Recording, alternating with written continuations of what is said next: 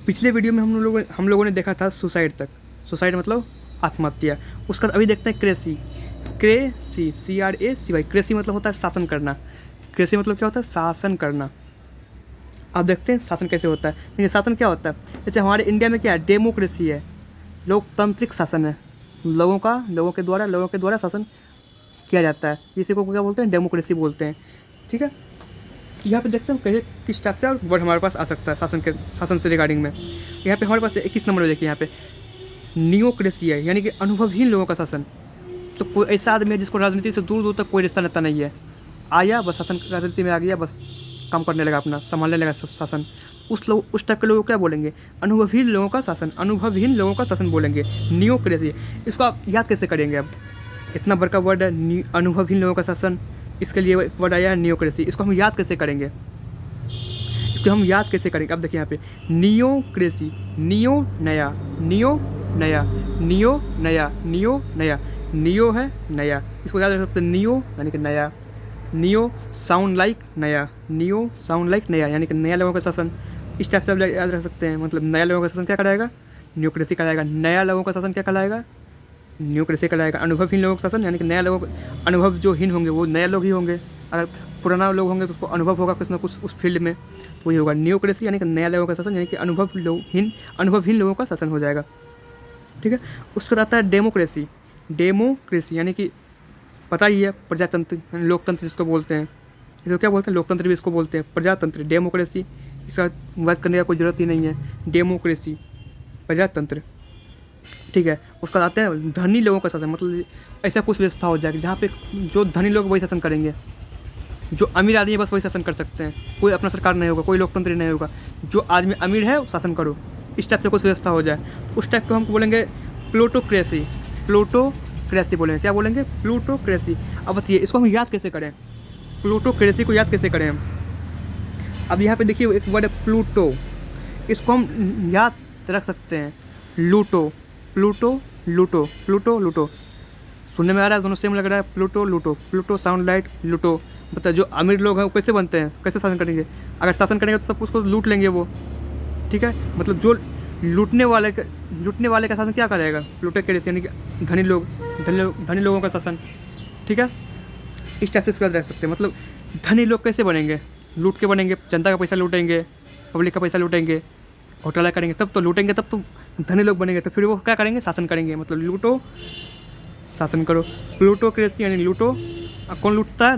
धनी लोग लूटते हैं, तो धनी लोगों का शासन। प्लूटोक्रेसी, क्रेसी मतलब शासन होता ही है। कृषि मतलब क्या होता है? शासन होता है।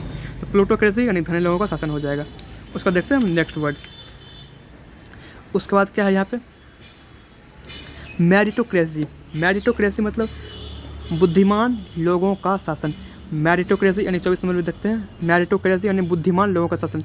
मेरिटो, इसको कैसे याद रखेंगे आप? मेरिटो मेरिट। बताइए मेरिट किसके पास रहेगा? जो स्टडी किया होगा, जो अध्ययन किया होगा, जो पढ़ाई किया होगा। ठीक है। अब जो पढ़ाई करेगा तो बुद्धिमान बनेगा ही बनेगा। वही है मेरिट। मेरिट किसके पास रहेगा? बुद्धिमान लोगों के पास मेरिट होता है ना। बुद्धिमान लोगों के साथ पास क्या होता है? मेरिट होता है। तो मेरिटोक्रेसी मतलब बुद्धिमान लोगों का शासन। मेरिट किसके पास होगा? बुद्धिमान लोगों के पास। मेरिटोक्रेसी, बुद्धिमान लोगों का शासन। आप कहीं पे हमारे पास ऐसा वर्ड आता है, मेरिटोक्रेसी का मीनिंग बताना होगा तो हमको ध्यान में रखना है। मेरिटोक्रेसी, क्रेसी मतलब तो शासन होता है। अब मेरिट मतलब मेरिट किसके पास होगा? बुद्धिमान लोगों के पास होगा मेरिट। ठीक है। इस टाइप से इसको याद रख सकते हैं। निरंकुश शासन, निरंकुश तंत्र, ऑटोक्रेसी। निरंकुश तंत्र, ऑटोक्रेसी मतलब खुद के द्वारा शासन करना। मतलब अगर हम हैं तो हम ही शासन करेंगे, इस टाइप से। जैसे कुछ लोग होगा घर में अपना, वो सोचते होंगे मतलब घर है मेरा तो मेरा ही चलेगा घर में। वो क्या कर रहा है घर में? निरंकुश तंत्र कर रहा है वो। निरंकुश तंत्र मतलब आपको जैसे कि ये है उत्तरी कोरिया है, वो वहाँ पे क्या है? निरंकुश तंत्र है। वहाँ पे जो सरकार है वहाँ का बस किसी एक पर्सनल आदमी के द्वारा शासन किया जाता है। निरंकुश तंत्र। ऑटोक्रेसी मतलब खुद के, ऑटो मतलब क्या होता है? सुनिए ना, ऑटोबायोग्राफी होता है, मतलब खुद के बारे में लिखना, ऑटोबायोग्राफी। अभी ऑटोक्रेसी मतलब खुद के द्वारा शासन करना। ठीक है। खुद के द्वारा शासन करना, ऑटोबायोग्राफी होता है जिसमें हम खुद के बारे में लिखते हैं। वही ऑटो मतलब क्या होता है? स्वयं होता है। ऑटो मतलब स्वयं होता है। क्या होता है? स्वयं। ऑटोक्रेसी मतलब स्वयं के द्वारा शासन करना। ठीक है। अब होता है धर्मतंत्र। मतलब जहाँ धार्मिक लोगों का शासन होता है, जैसे मान लीजिए मुस्लिम कंट्री हो गया, सऊदी अरब, ये सब वगैरह, ये सब कंट्री हो गया, वहाँ पे क्या है, धर्मतंत्र है वहाँ पे। क्या पाकिस्तान हो गया, धर्मतंत्र है वहाँ पे मतलब जो धर्म है उसको वहाँ रखता जाए, मतलब वहाँ पे उसको प्रायोरिटी दी जाती है कि हमारे देश के सबसे ज़्यादा जरूरी हमारे लिए क्या धर्म है, तो धर्मतंत्र चलता है वहाँ पे। जिस धर्म का लोग ज़्यादा है उस धर्म का शासन वहाँ पे, ठीक है, वही है धर्मतंत्र। और धर्म को इंग्लिश में बोलते हैं थियो, ठीक है। एक बार आपने सुना होगा, एक वर्ड होता है थीस्ट, अथिष्ट होता है, जो धर्म को मानता है उसको थिष्ट बोलते हैं, और जो धर्म को नहीं मानता अथिष्ट बोलते हैं उसको, ठीक है। तो थिष्ट, तो यहाँ थियोक्रेसी क्या होगा, धर्मतंत्र, थियोक्रेसी, थियोथिस्ट, इस टाइप से आप याद रख सकते हैं। जो धर्मतंत्र, जो धर्म को मानता है उसको थिष्ट बोलते हैं, जो धर्म को नहीं मानता उसको अथिष्ट बोलते हैं। तो धर्मतंत्र यानी कि थियोक्रेसी, थियो मतलब होता है धर्म, ठीक है। और ये भीड़ तंत्र, यहाँ के जैसे भाई मतलब भगदड़ हो गया, मतलब सीधा समझिए यहाँ पे जहाँ सरकार गिरा, जो वहाँ का मतलब जो भीड़ वाला इलाका है, मतलब भीड़ वाला जो लोग है, जिसमें ऐसा कोई संगठन है जहाँ पे बहुत सारे लोग हैं, उसके द्वारा शासन किया जाएगा।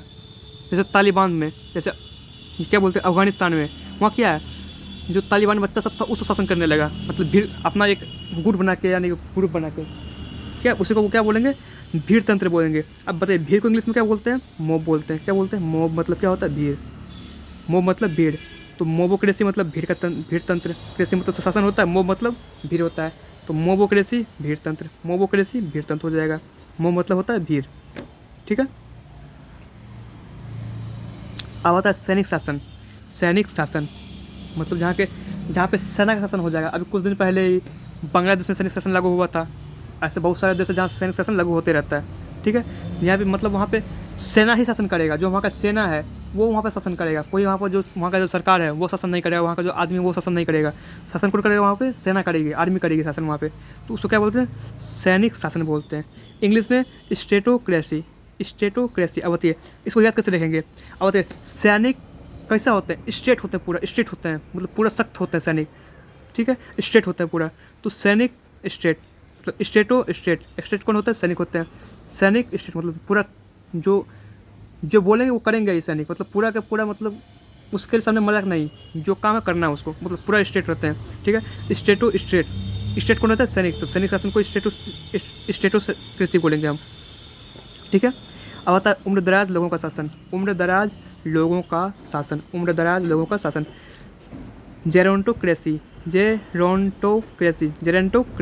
ठीक है, मतलब उम्रदराज लोगों का शासन, ठीक है। अब बताइए इसको कैसे याद रखेंगे, जनरेशन से याद रखिए इसको। जेरेंटो मतलब जनरेशन, जनरेशन। अब जनरेशन किसके अब बताइए जनरेशन जो होता है